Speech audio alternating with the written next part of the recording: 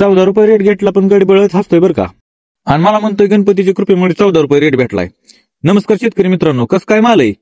₹14 rate भेटला याला. चांगल्या मालाला चांगला रेट आहेत बरं का. आज सकाळ सकाळ आली बॉक्स पॅकिंगला गाडी. आपण केळी, पपई वर ऊस याच्याबद्दल व्हिडिओ टाकीत असतो सारखंच, त्यामुळे आपल्या अकाउंटला फॉलो करून घ्या.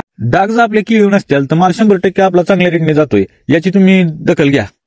वरचा माल फुगलाय बरं का, पण खालचा माल जरा फुगला नाही. फण्या जरा भावाने जास्तच ठेवल्या होत्या, त्यामुळे फण्या 8-9 फण्या ठेवायच्या मित्रांनो.